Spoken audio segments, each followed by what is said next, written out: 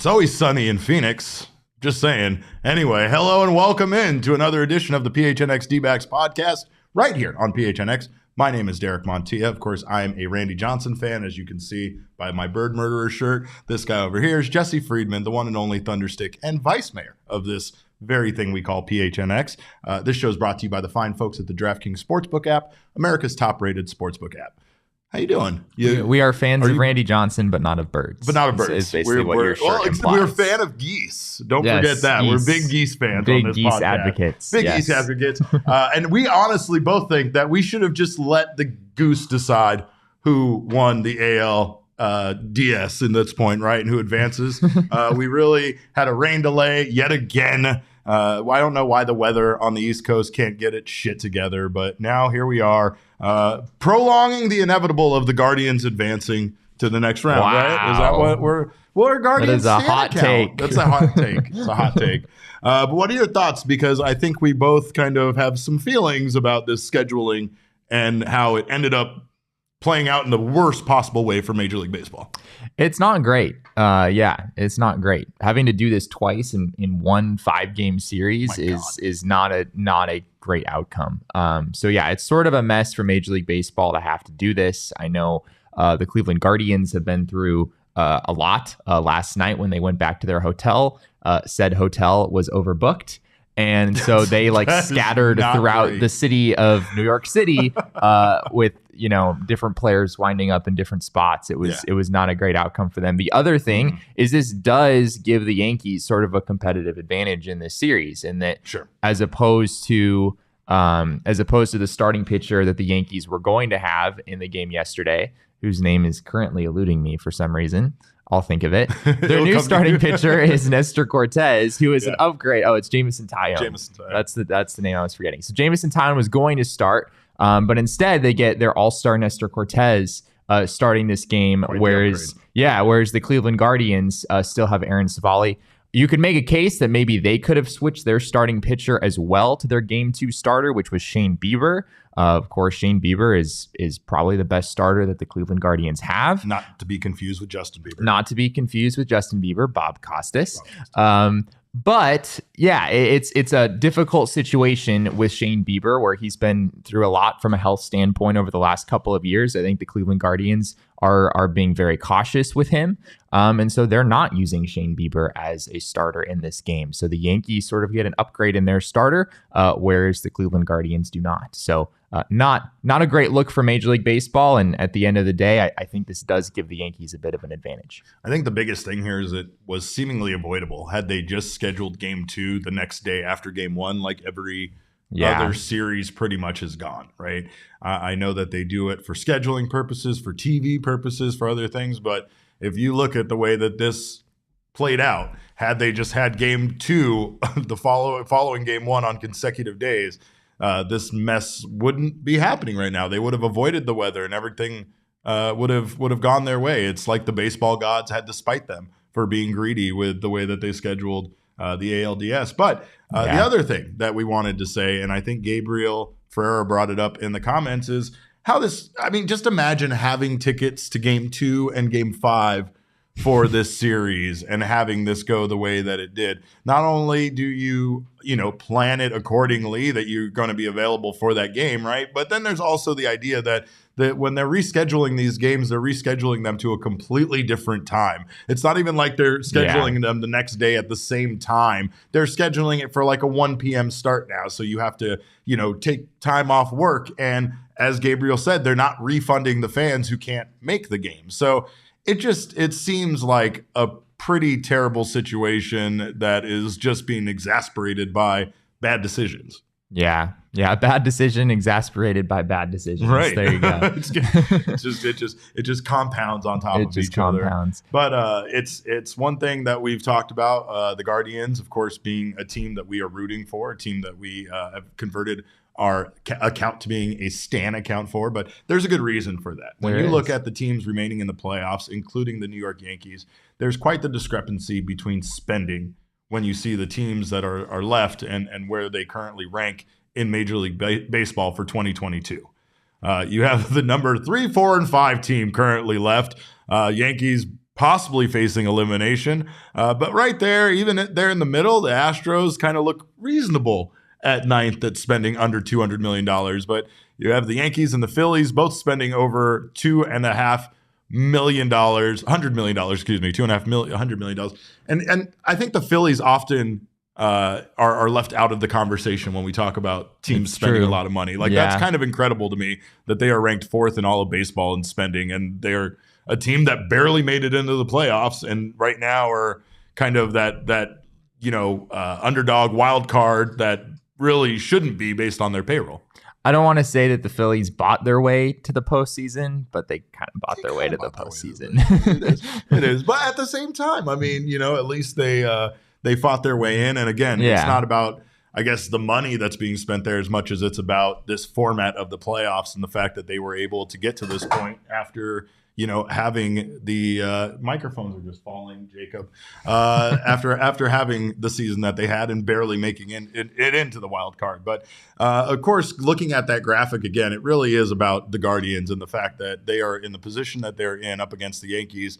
And they are ranked 28th in all of baseball in payroll, right? I mean, that's something that should be encouraging to Arizona Diamondbacks fans that you can do it without spending the money that teams like the Dodgers and Padres are spending. It's not easy. It's obviously, in this case, looking at the other teams, it's the exception more than the rule, but it should give some hope that the way that the Diamondbacks are building their future roster and doing it on, based on these young prospects that are coming up, trying to turn them into the future superstars, they might be on a similar track as the Guardians.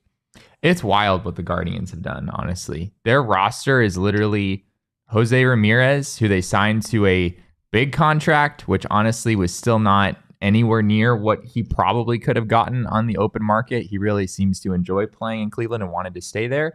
7 years, $141 million. That's the deal for Jose Ramirez. Other than that, the Guardians are basically just a bunch of like pre-arb and arbitration guys. Right. Like there's so much homegrown talent in that organization.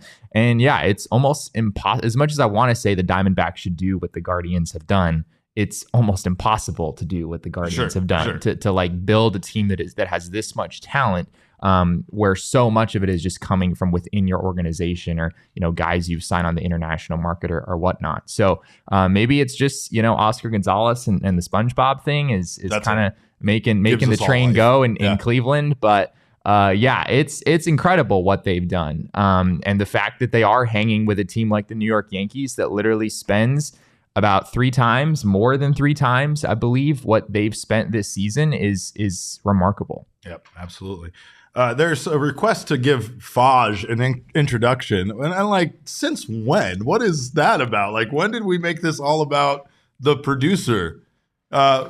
Jacob Franklin, everybody, he's here. I am. Glad to have you here, by the way. I'm alive. You're always I'm well. You're very much alive. You're the lifeline of this whole studio, let me tell you. But one of these days, I'm going to make a scene where the whole screen starts shaking. There's thunder and lightning, and I'm just going to come on the mic and take over the show completely. As like God or Faj. Yeah. Yeah, same kind of thing. God, Faj. Yeah, right. Okay, that's terrifying. I don't look forward to that. But Jacob is here, and of course, what are your thoughts on what the Guardians are doing? And like Jesse said, obviously the Diamondbacks can't have that, but what do you think? Maybe they could. Maybe they could. But what do you think about them kind of leaning in that direction at this point? First of all, why does Jesse always have to be a hater? That's a great point. Like, that's a great no. The D-backs can have whatever the D-backs want to have. Right. Who are you to be the judge of what the D-backs can or can't have? He's right. I'm not saying they can. I'm just saying like it's very, very sounded hard like a can't to me. I mean, I'm with them on this one. I'm a realist. I feel like your negativity really weighs us all down. Jesse, it's the off season for the D-backs, so why are we trying to be real here? It's the power of positivity. Why are we trying to be real? It's the power of positivity. The season just has too much realism in it already. That in the off season just has to be a pie in the sky sort of a deal. Let me tell you, a top 5 farm system in the major leagues would tell you that they can have whatever they want. Right. Are they still a top 5 farm system? A Madison Bumgarner contract would tell you they can't. Jesse? Point, counterpoint. Is this a Out debate? of the studio? Oh, yeah, see, he doesn't. You can't cast him out. I need him here. Actually, you know what? You could fill in for Jesse. You can't. Go if you want Okay. to. All right. But even if he's not here, you can still read Jesse's wonderful writings on GoPHNX.com. So do that. Go over to GoPHNX.com. Fodge is motioning for me to leave the studio. He actually right now, is. I'm not going to give it's into wild. that, He's no. getting someone to. I'm They're here just for spewing false facts. I'm here for a They're reason. spewing false facts. He is. He's here, but he doesn't spew false facts in his writing. His writing is the truth, and make sure to read that over at GoPHNX.com. If you have an annual membership already, God bless you. If you don't, grab one. You'll get yourself a free T-shirt over at the PHNXlocker.com. Did Jesse just call the D-backs farm system mid? I think he did. I did not. And you guys are the ones who just made the claim that I use false facts, which in itself is that's a heck of a phrase. False facts. They're called lies in other circles, but whatever. If you're not interested in hearing his lies annually and just want to hear them month to month, get down on a month-to-month subscription. You'll get your first month for just 50 cents. That way you can see if you could tell if he's lying or not, and then read his articles. Of course, you got all the other wonderful they're false facts on Suns, Coyotes, everyone else. Get that over at GoPHNX.com. Also, if you get yourself a membership, you'll get members-only access to our Discord, members-only access to certain events, as well as member-only discounts over at the PHNXlocker.com. And a shout-out, by the way, to our friends at Underdog Fantasy, because they have been giving me an opportunity to get down on the fantasy play all season long. Of course, I've bragged about my $1,000 win. I also had a $300 win the other day, betting just $5, Jesse. Wow. That's all you got to do. It's a higher or lower pick 'em. You throw down $5. You decide if you go higher or lower on certain things, especially here during the MLB postseason, pitch counts, scores, home runs, hits, all that kind of stuff over at Underdog Fantasy. More legs you add, the more money you have a chance to win. You can win a ridiculous amount of money over there. And here's the better part is if you sign up right now with promo code PHNX, you can receive a deposit match up to $100. That's promo code PHNX over at Underdog Fantasy. Get in on the action today. And again, yes, Jesse did call the farm system mid. Just confirming that. People are still mad about the Dodgers losing. So now it's kind of crossed over. We've seen some hot takes. We've seen some freezing cold takes. But it's brought up a topic we've discussed in the past about the length of the regular season. And I don't know, I guess like in this case, the importance of the regular season, right? Yeah. But it's weird to me because this isn't something new. Right? Like that's the wildest thing. It feels like just because a very popular team that has a lot of fans got bounced after having one of the best records in baseball, one of the best records in the National League. And I mean, it's sort of new though, right? Like, it's not like though, not that long ago, the San Diego Padres wouldn't have been a playoff team. Well, they were the second wild card. You're talking about them getting bounced by a wild card team like that, right? Yeah. But it's what people wanted, right? People wanted expanded playoffs. People wanted more teams in the playoffs.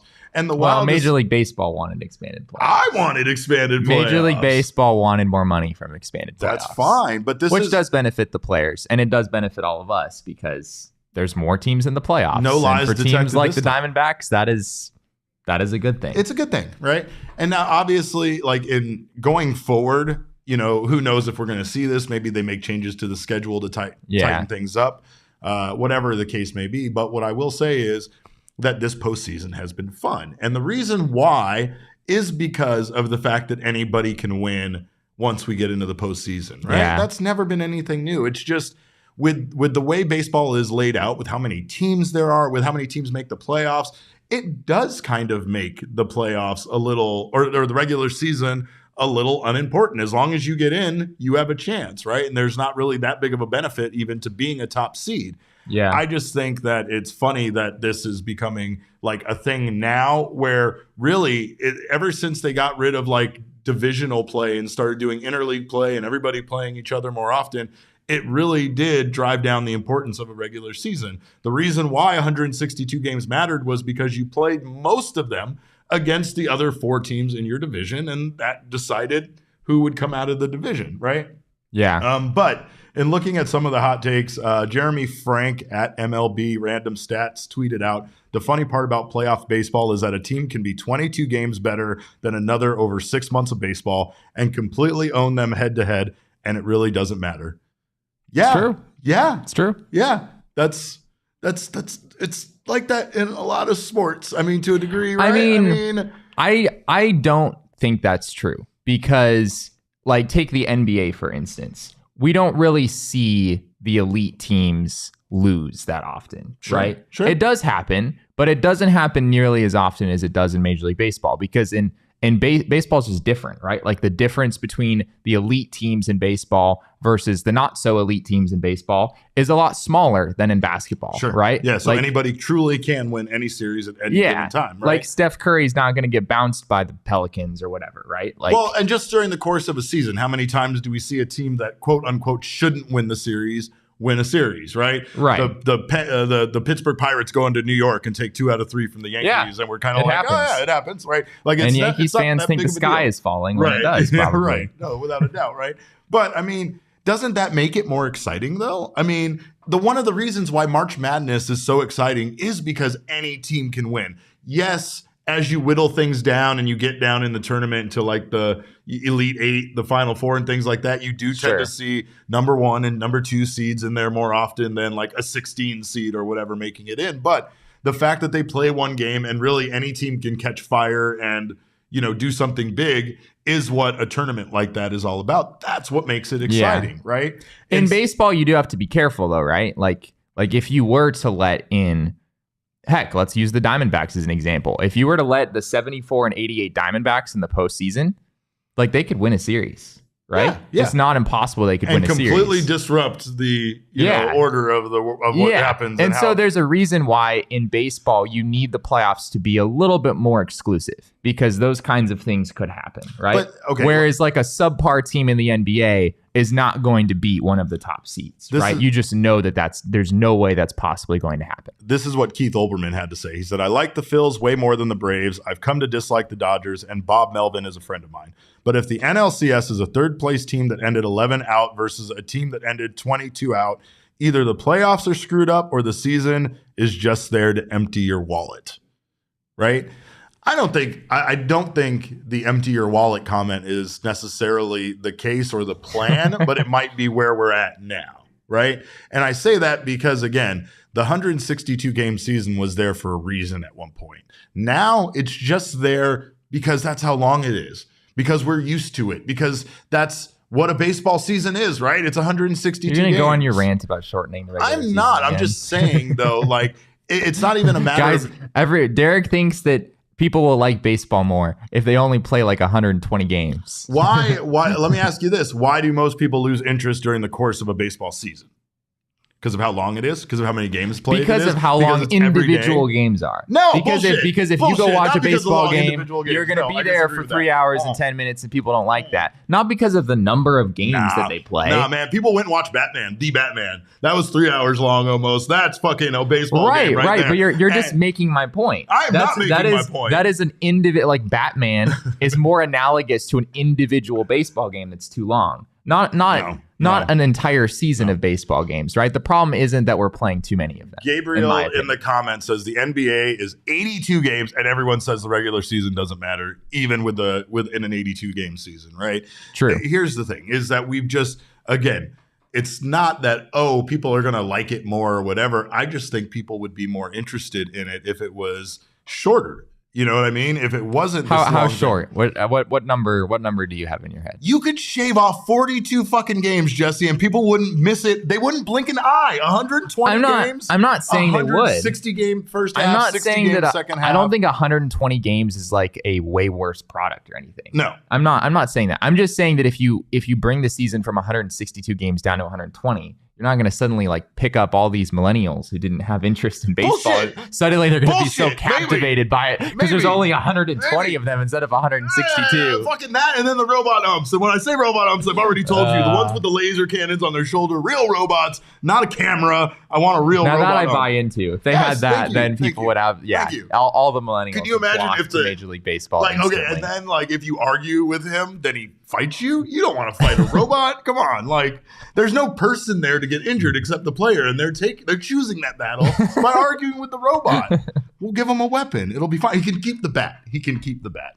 But yeah, no, I mean, part of this is funny for me is because I feel like people are just really mad about the Padres and the Phillies being in the position they're in. And that's crazy to me. Like, that to me is not the problem with the postseason or the regular season. That's the excitement and fun of a team catching fire. As Jesse said, have the Padres been a sleeping giant all year long? I mean, yes, they finished 22 games out from the Dodgers, but the Dodgers had an incredible season, and they finished fucking 22 games in front of most teams in baseball. I've just always felt that the Padres roster just had way more talent than what their record really showed throughout the year. I agree. Especially once they acquired Juan Soto, right? Yeah, once they got Juan Soto, it was like, okay, I mean, what other aspect of this team could possibly be improved? We knew they had great starting pitching. We knew their bullpen starting pitching solid. was never Then a they question. traded for Josh Hader, which seemed like the only crazy, like that seemed gluttonous. That seemed like unnecessarily. It was like, selfish. okay, we get it, AJ Preller. Like, you want everything. Like, you want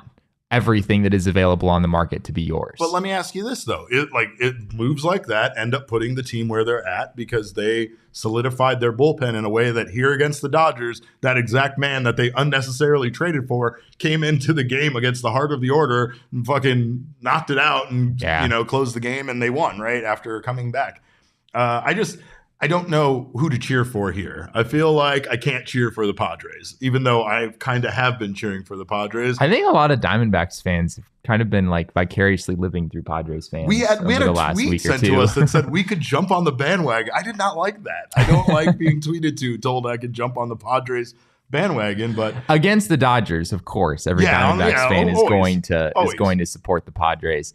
Once we get to the next round, things get a little difficult. Padres or Phillies is pretty tough. I did enjoy the cheesesteaks in Philly, so I might have to pick up on that. But here's the thing: is Thunderstick's hunch here is that very same Juan Soto is going to have himself a big NLCS.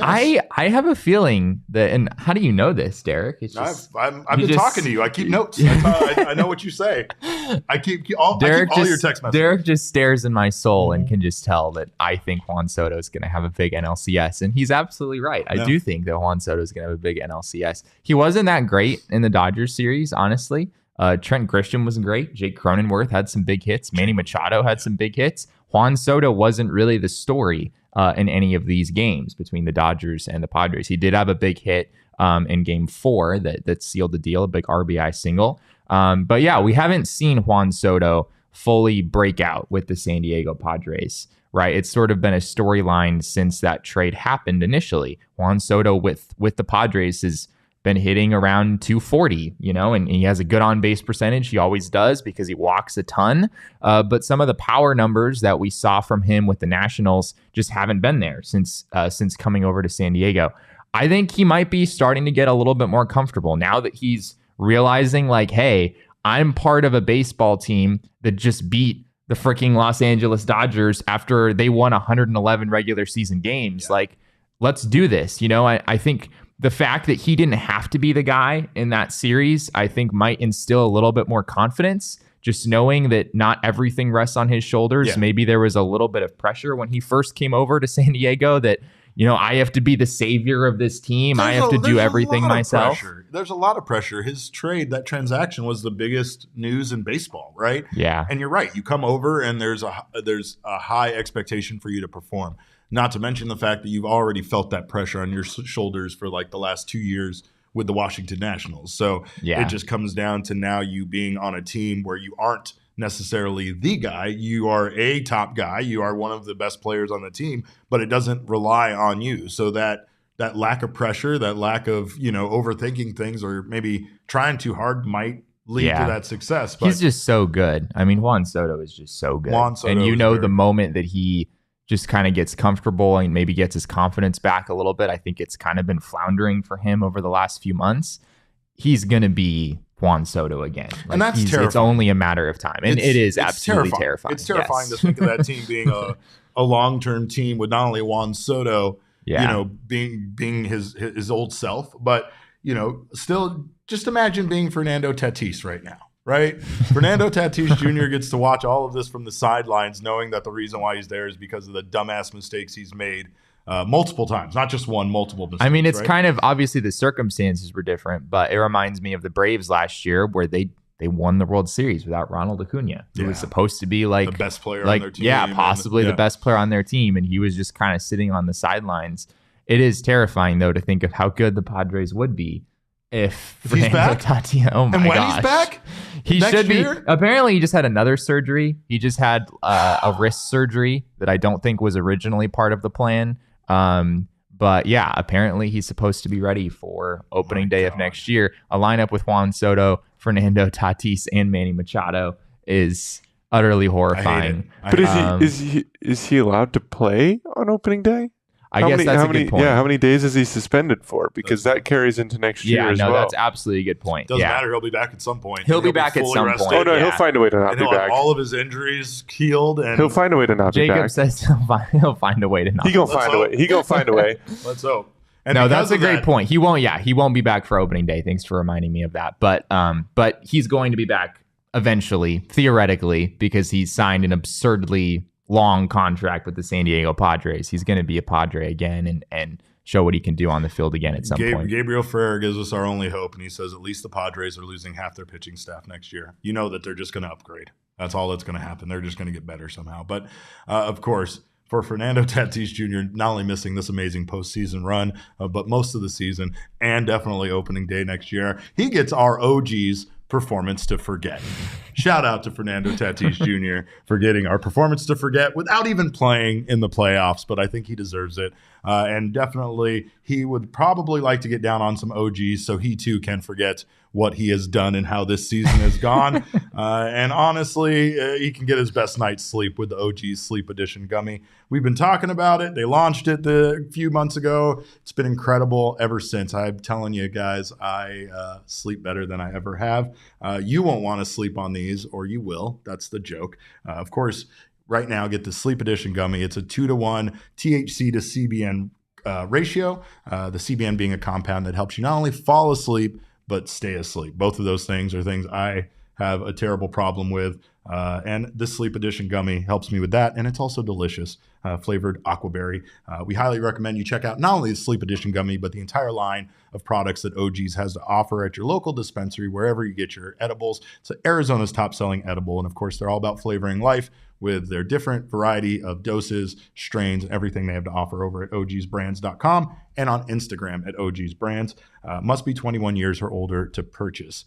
And speaking of being 21 years or older, make sure you get this time. You don't have a lot of time. It's spoopy season. We love spoopy season. We love going out, getting down on the haunted houses. And there's no better haunted house to do that at than one that you can drink a beer while walking through it. Get down to the A Street Pub, 4 Peaks Brewing Company, and check out their haunted brewery tours. It made Saul run like a small child. And you can do that too, Monday through Wednesday, 2 tours per night.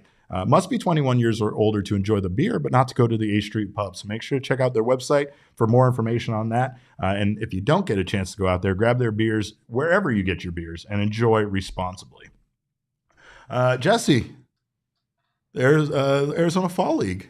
Okay, can we? I want to talk about the Arizona Fall League, but can I go on like a quick rant first about what we were talking about earlier? I absolutely Am I allowed to do that? No, we're out of time for that. Okay, well I'm gonna do it anyway. Oh my God, he's hijacking the show. I'm absolutely hijacking the show.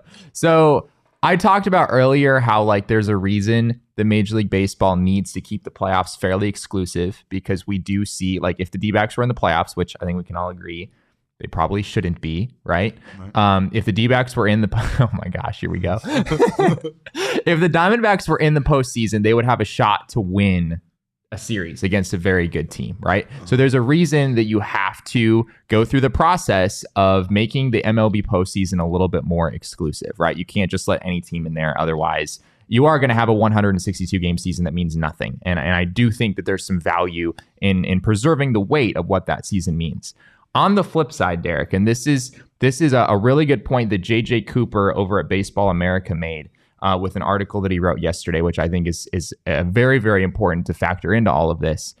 If you have a team like the Los Angeles Dodgers going into the playoffs after winning 111 games, and you set up the playoffs so that they have an easy path to winning, right? Mm-hmm.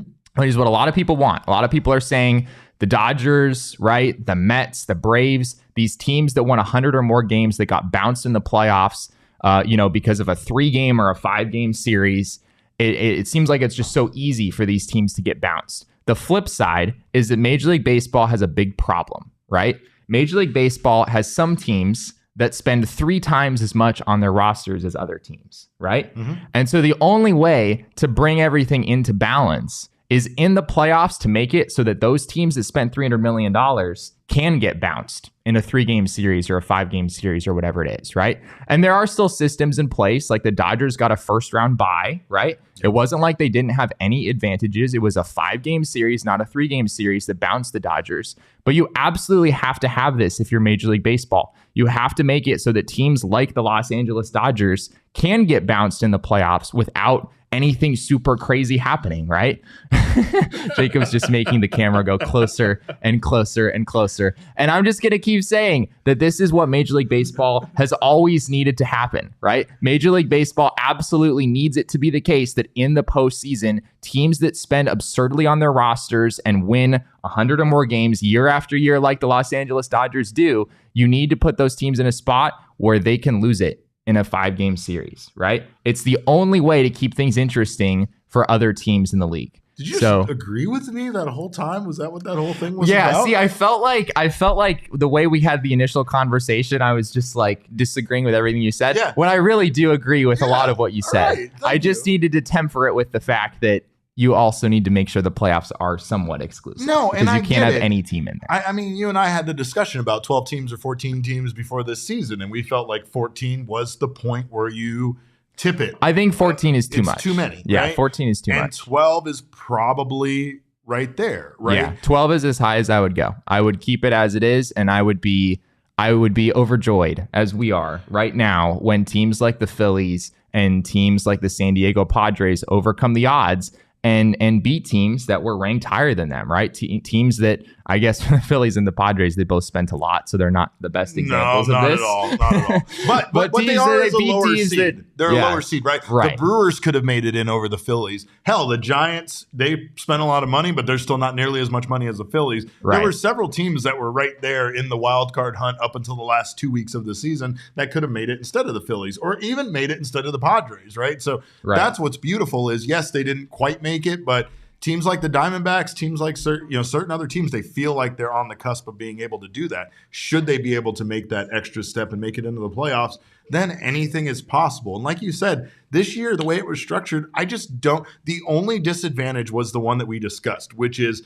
it actually an advantage to have a layoff versus playing baseball? Right, yeah, because which is a very valid question. That's the only thing. Is it an actual advantage for the teams that are, the top seed to have that 3-day, 4-day, 5-day layoff while they're waiting for that wild card round to finish up? Yes, to most people, yes. After you play 162 games, having some rest and being able to reset your starting rotation should absolutely be an advantage. But this is fucking baseball, and baseball is so weird because of these kind of things. Like the idea of putting your mindset into that daily grind and going out there and not really having that day off can make you a better hitter, can make you a better pitcher, can make you a better defender, because you're just kind of in that habitual mode where you are just doing the things. And I kind of brushed that off early. I remember you were making this case and I was like, I don't know if I really buy that teams that weren't playing for a few days or had a few days off were, coming out flat because of it. The results say maybe there really was something there. And we've seen it in the past, not to this degree, but in cases where one team sweeps another team and the team they're facing goes to 7 games. Right. And there might be a delay, or there might be an extra, however many days because of travel and other things like that cause us to get to this point where a team just has a long layoff unnecessarily, and you don't know how it impacts that team in baseball, right? But with that being said, we aren't about Major League Baseball anymore, even though we talked about it this whole episode. We're all about Arizona Fall League because it's always sunny in Phoenix, and we are your fall guys. So, of course, since we went out and visited our friends, the Salt River Rafters, they're 4-1 in their last 5 games after not winning a game all year long. You're welcome. You're welcome, Jordan Lawlar, who continues to have a monster Fall League, currently hitting 300, on base percentage of 488, slugging 600 with an OPS of 1.088. That's wild. 2 home runs, but he's doing it mostly with getting on base a lot. He's been on base a lot, as we talked about. We've seen him walk a lot. We've seen him get hit by pitches. He's just a guy that gets on base and tends to make things happen. But he's also come up very big for this team in critical situations, and it's just been fun. It's been fun to watch. Again, there's still a lot. He's still a work in progress. You know, you're going to go out there and see probably some defensive mistakes, or maybe even some, some growing pains, but again, we have seen that. That's what these reps are all about, and I think we've said that before. But it's a lot of fun, and they are playing tonight at 6:35, and we're going to be out there. So if you guys want to head out to an Arizona, does that mean?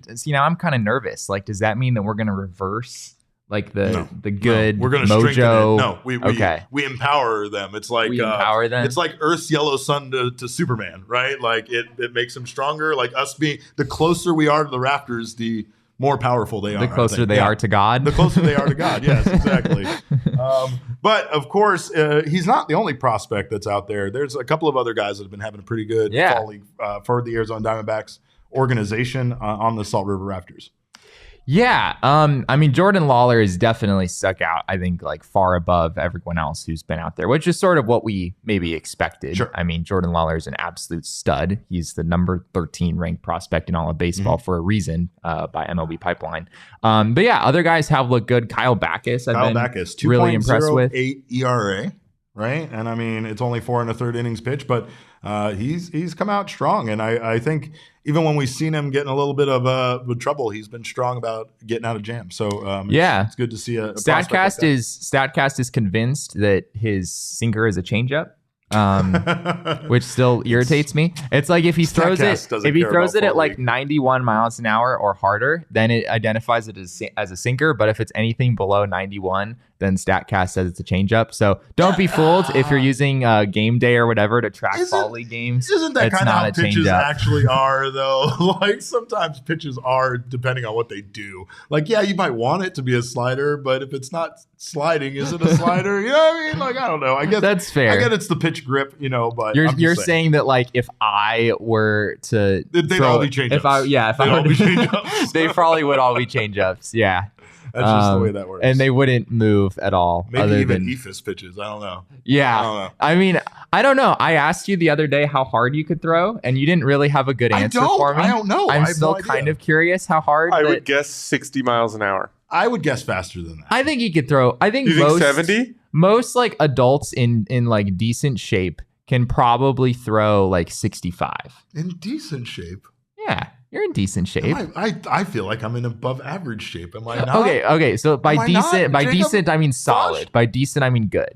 Do we kick him off now? Oh my god! I mean, I'm fucking down now. I mean, shit. Speaking of ephus pitches, by the way, Zack Greinke was just a regular dad, by the way, during the postseason. Came across this little gem of Zack Greinke. This is from his wife, Emily, who said, first MLB game in the stands for this guy. Had the best time taking the boys to Seattle to cheer our friends on for a long 18 innings game. So they were there for that doubleheader that wasn't really a doubleheader. But it's this part that everybody's delighted about. Only Zach could fly under the radar with his fishing hat and Bass Pro sweatshirt all day. P.S. Our love for our best friends does not change. The love we will always have for our Astros friends too. Yes, Zack Greinke there in the big hat and the bat. Nobody's guessing that Zack Greinke. How do you not? No. How do you not recognize Zack Greinke at a baseball? If you're going to a playoff game, you at least like baseball somewhat, right? Yeah. Like a lot of those. Yeah. A lot of the people at playoff games, I feel like really like baseball. Okay. Right? Yeah. Like a regular season game, you'll probably catch some people that are like, I'm just here for the drinks. But this is in Seattle, where he's never played. Sure. Right?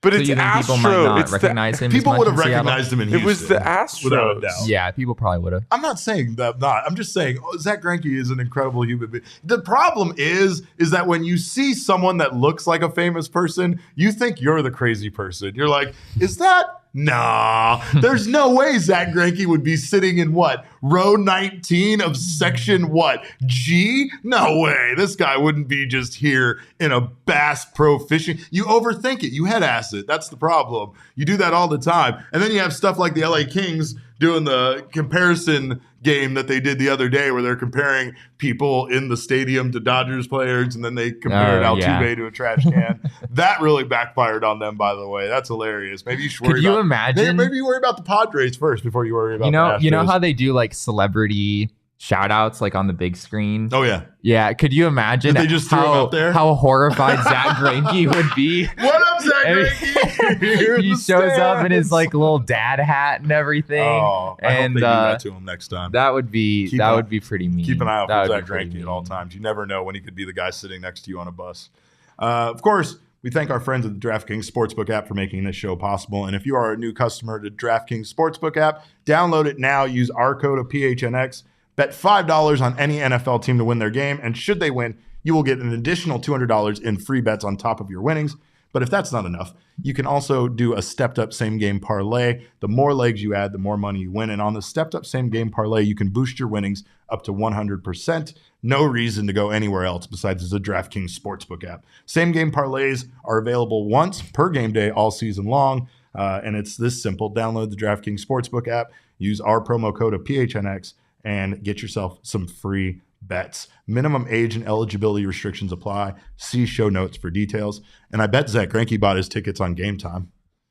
You know? Oh, I'm sure he does. He wasn't. Absolutely. It wasn't a Houston Astros game. I'm sure he doesn't have the flex to get tickets for free at every park, right? No. Especially when he goes up to the counter dressed like that. Like they're not even going to believe that that's actually Zack Greinke. If you've made as much money in your career as Zack Greinke does, you can't get free tickets. No, you can't. That's just, you not don't. Gonna do you that. Absolutely don't. So you buy your tickets on Game Time, you get 60% off. Do what Zack Greinke does. Do that. Do what we do because it's the best way to buy tickets for procrastinating to events. Again, I tell you guys, I double, triple booked myself. November 12th, I have to be the commissioner at a wrestling show and then also go see Elton John, right?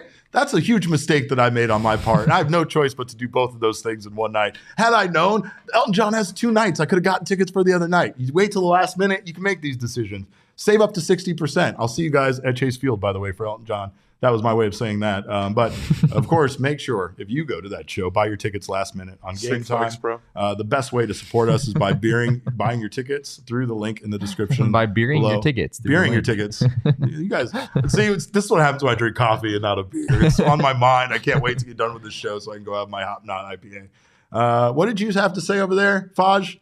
It's sick flex, bro. Thanks. You pipe down over there, all right? I've had enough out of you. Anyway, we thank you guys for being here. Of course, I thank Faj for everything he does for us, of course. And Jesse needs to get the hell out of here. But in the meantime, you can follow us on Twitter. I am at cap_caveman with a K. You just want to do this tomorrow by yourself? Is that what you're saying? I mean, I can. I wouldn't be by myself because I have Faj. He's always here. He's always watching. But you're like over dissing me. Faj now too. Well, we're just both going to leave you tomorrow. I just told him to pipe down. That's a little different than telling you to get out. But should we let him end the show by himself, Jesse? Should I think fucking give you guys a shout out here at the end or what? No, should I not?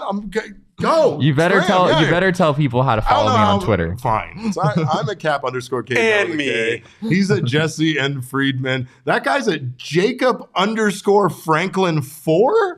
Got it. Yeah. But all roads lead to at PHNX_DBacks and at PHNX_sports on Twitter, Instagram, and Facebook. I'm thrilled that I finally remembered his Twitter handle. Of course, we thank you guys for joining us on behalf of Faj, Jesse, and myself. We always appreciate your time. And remember, kids, baseball is fun, but it's more fun when Zack Greinke is hiding in the crowd like Where's Waldo?